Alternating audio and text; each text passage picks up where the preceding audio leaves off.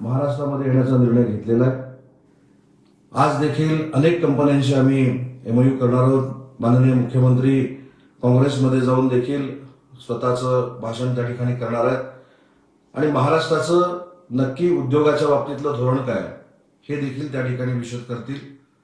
गेली 2 वर्ष याच ठिकाणी माननीय एकनाथ शिंदे साहेबांनी देखील महाराष्ट्राची भूमिका मांडलेली होती।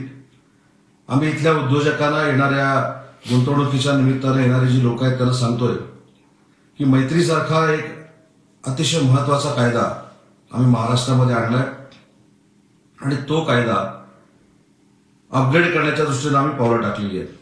आम्ही एक पोर्टल येत्या 8 दिवसांमध्ये महाराष्ट्रामध्ये आल्यानंतर लॉन्च करतोय आणि ते पोर्टल आल्यानंतर उद्योजकांना कमीत कमी वेळामध्ये सगळे दाखले मिळाला त्याचा उपयोग होणार आहे। आणि उद्योजकांची जी कायमस्वरूपी एक तक्रार असते की आम्ही अर्ज केल्यानंतर आम्ही ऍप्लिकेशन केल्यानंतर आमची फाईल कुठे आहे, कुठच्या अधिकाऱ्याकडे आहे, कुठच्या कक्ष अधिकाऱ्याकडे आहे, किती दिवस आहे हे आम्हाला कळत नाही।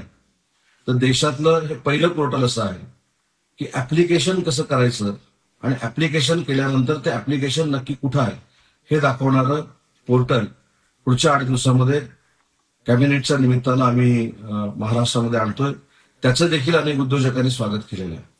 मला एवढंच सांगायचं की हा जो दौरा आहे हा महाराष्ट्राच्या गुंतवणुकीच्या निमित्तानं अतिशय महत्त्वाचा दौरा आहे आणि तो महत्त्वाचा दौरा असताना उद्योजकांना आकर्षित करणं, त्यांची गुंतवणूक आकर्षित करणं आणि एफडीआय महाराष्ट्रामध्ये आणणं हे धोरण घेऊनच आम्ही दावोसमध्ये आहोत।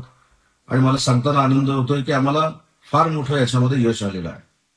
काल देखील मोठे उद्योजक माननीय मुख्यमंत्री महोदयांना भेटले, त्यांनी देखील विश्वास दिलेला आहे की महाराष्ट्रामध्ये याच्यापेक्षा जास्त गुंतवणूक आम्ही आणतो आणि महाराष्ट्रातल्या बेरोजगारांना रोजगार देण्यासाठी आम्ही प्रयत्न करतो, अशा पद्धतीचं आश्वासन काल देखील अनेक उद्योजकांनी दिलेलं आहे।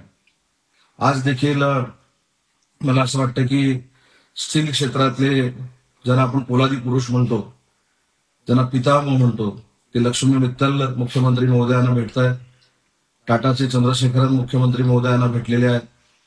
त्या सगळ्यामध्ये मला असं वाटतं की उद्योजकांना विश्वास देणं आणि उद्योजकांना महाराष्ट्रामध्ये आणणं हा प्राधान्यक्रम घेऊनच हे दावोसचे दौरे आयोजित केलेले आहेत।